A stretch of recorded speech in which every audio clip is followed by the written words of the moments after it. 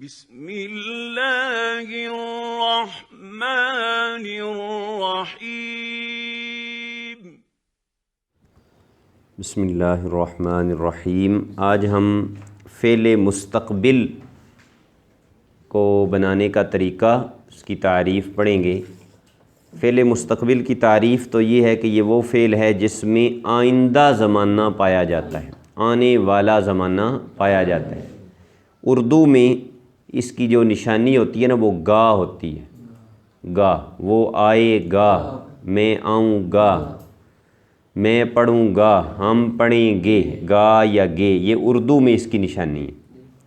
اس کے بنانے کا طریقہ یہ ہے کہ اسے ماضی مطلق سے بناتے ہیں، واپس آپ نے جانا ہے ماضی مطلق سے۔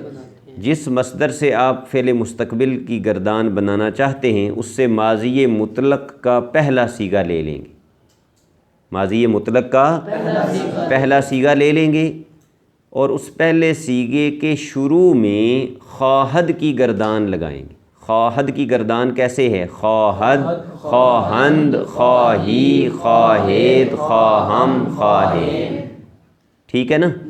یہ 6 صیغے ہیں نا اس کے، باری باری ایک ایک صیغہ اس ماضی مطلق کے پہلے صیغے کے شروع میں لگائیں گے۔ لیکن یہاں جو یاد رکھنے والی بات ہے وہ یہ ہے کہ تبدیلی خواہد میں آئے گی، وہ ماضی کے پہلے صیغے میں کوئی تبدیلی نہیں آئے گی، اس کو اسی طرح رکھنا ہے، وہ اپنی جگہ پہ رہے گا، اس میں تبدیلی نہیں کرنی۔ مثلا رفتن سے ہم فعل مستقبل بنانا چاہتے ہیں تو پہلا صیغہ ماضی مطلق کا کیا ہوگا؟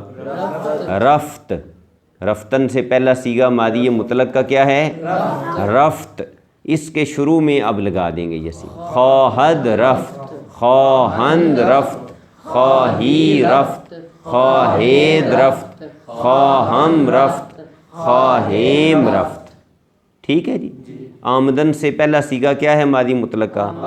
آمد۔ تو کیسے گردان ہوگی مستقبل کی؟ خواہد آمد، خواہند آمد، خواہی آمد، خواہید آمد، خواہم آمد، خواہیم آمد، ٹھیک ہے۔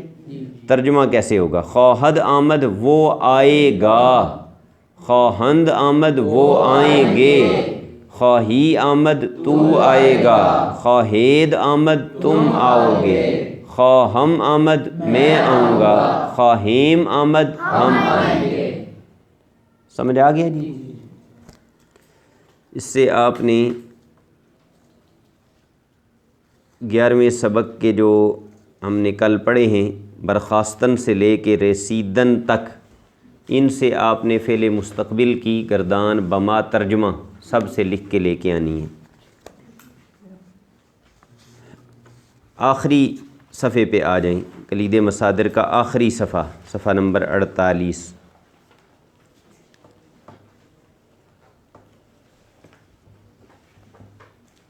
یہاں لکھا ہوا ہے مرکبات۔ مرکبات کا لفظ جو ہے یہ مرکب کی جمع ہے۔ کس کی جمع ہے؟ مرکب۔ مرکب اس چیز کو کہتے ہیں جو کئی چیزوں سے مل کر بنے، مجموعے کو کیا کہتے ہیں؟ مرکب۔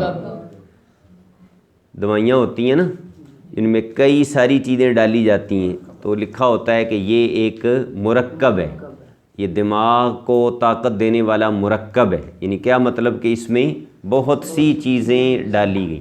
اکیلی چیز ہو نا، اسے مفرد کہتے ہیں، اسے کیا کہتے ہیں؟ مفرد۔ اور جب بہت ساری چیزیں ملتی ہیں تو اسے کیا کہتے ہیں؟ مرکب۔ تو بندہ جب بات کرتا ہے کسی بھی زبان میں تو ظاہر ہے کہ وہ الفاظ کو ملاتا ہے نا، پھر بات بنتی ہے نا، یعنی مرکب تیار کرتا ہے وہ۔ تو ان کو اس سبق میں بیان کیا گیا ہے کہ مرکبات کی 2 قسمیں ہیں۔ مرکبات کی 2 قسمیں ہیں، مرکب تام اور مرکب ناقص۔ مرکب تام اور مرکب ناقص۔